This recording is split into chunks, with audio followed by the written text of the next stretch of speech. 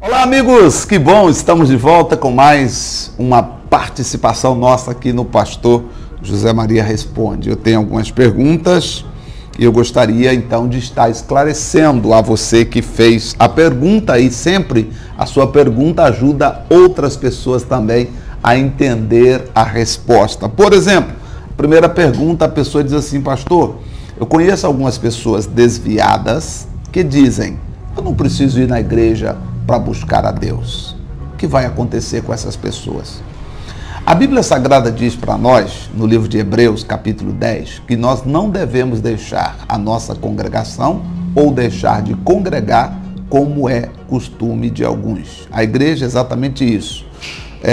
Quando nós nos reunimos, nós nos tornamos igreja. Igreja é porque nos reunimos e somos o corpo de Cristo. A igreja é o corpo de Cristo. E é importante estar em comunhão. O corpo de Cristo precisa estar em comunhão. Então a pessoa que diz assim, eu não vou à igreja, eu não preciso ir na igreja. Talvez ela teve uma decepção, talvez ela se entristeceu. É preciso conversar com ela, mas deixar de ir à igreja, com certeza ela vai ter algumas perdas espirituais, principalmente no que tange ao conhecimento da palavra de Deus. Seria mais ou menos o garoto falar assim, eu não preciso ir na escola, mãe.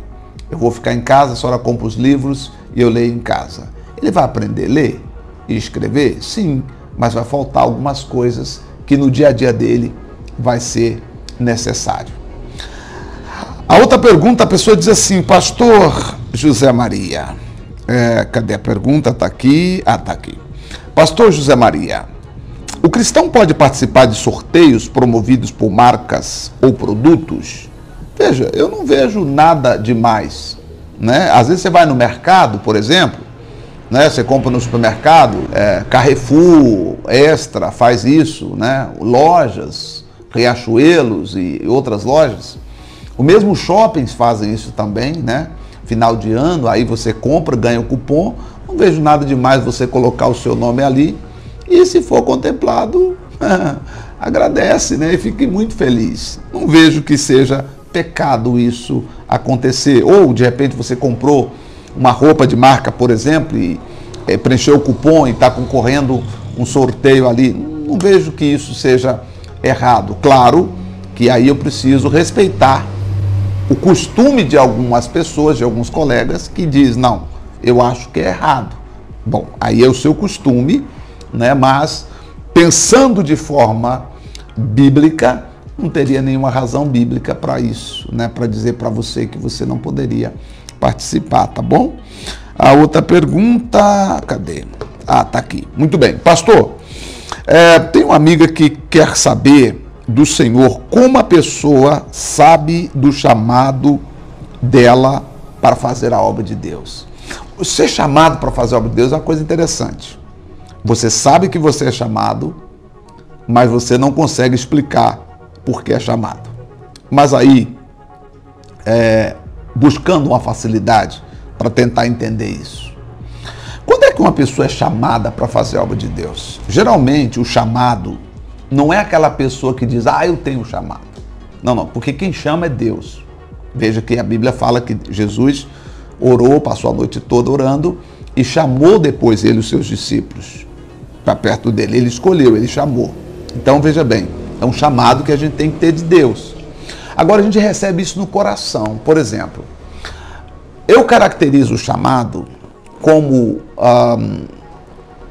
um sentimento que você tem de não sentir prazer em nada a não ser realizando a obra de Deus. Por exemplo, exatamente, eu já orientei várias pessoas nesse sentido. Olha, você sente que tem um chamado, por exemplo, você, eu quero fazer a obra. Como é que eu sei que eu tenho um chamado? Observa, o que te dá prazer? Poxa, o que te move? O que te move? Se você fala, puxa, pastor, eu quero fazer a obra de Deus, mas eu tenho um sonho na carreira jurídica, na medicina, na engenharia. Puxa, pastor, eu quero ser um piloto de avião. Mas eu amo fazer a obra de Deus. Bom, eu acho que aí alguma coisa está errada. Porque quando você tem o chamado, o chamar, fazer a vontade de Deus passa a ser a sua prioridade. Você não tem prazer em mais nada.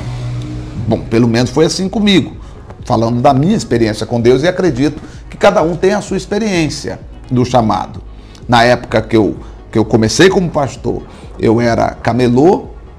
Naquele tempo trabalhei na rua, 2 anos trabalhando na rua, vendendo.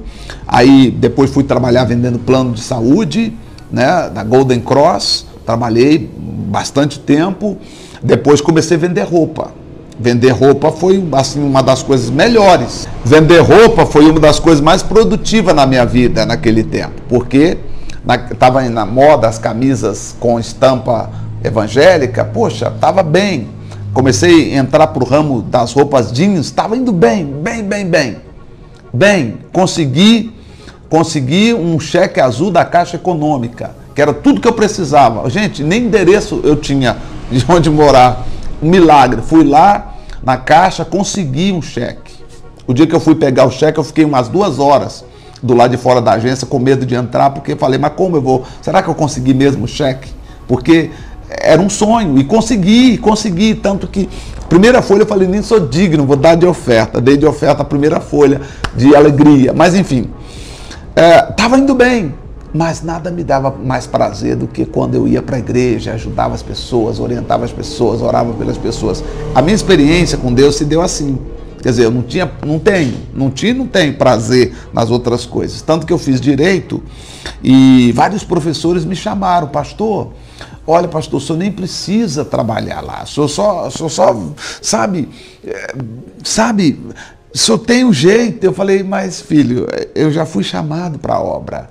E esse é o chamado, e minha missão é outra. Eu quero aprender direito porque é interessante para o nosso dia a dia, convivemos com pessoas, mas o meu negócio é o chamado, é fazer a vontade de Deus, é a obra de Deus.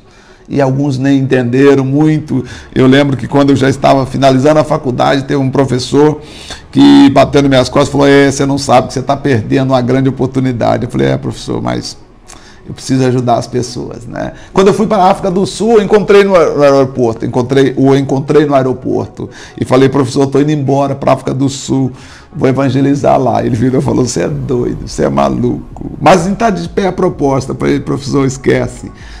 O nosso negócio é fazer a vontade de Deus. Então, para mim, o meu confirmação do chamado é a alegria que eu tenho em fazer a obra de Deus. O meu prazer em fazer a vontade de Deus. Isso caracteriza o meu chamado.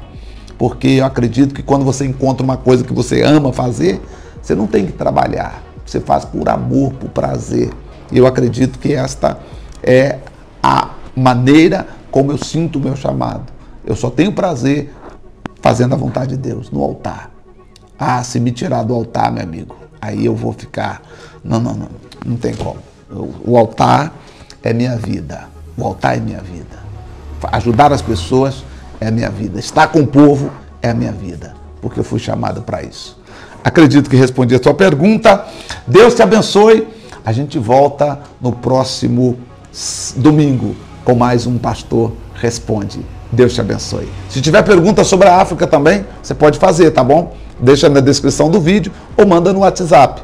Tá aí o número do WhatsApp, que é 11 94391 6702. Esse é o meu WhatsApp, é o meu telefone, tá? O meu telefone tá aqui do lado aqui, ó. Tá carregando aqui, tá aqui do lado aqui, ó. Tá? É o meu telefone, não é um outro telefone que você vai mandar, vai para outra pessoa, não. Vai para mim. Se você me ligar e eu não puder lhe atender, é porque naquele momento eu estou ocupado, porque eu só tenho esse, tá certo? Isso aqui, anote aí, me manda mensagem. Aliás, se você quiser também, eu coloco você na linha de transmissão para receber as nossas mensagens de fé. Tá bom? Deus abençoe a todos, um forte abraço e até o próximo encontro.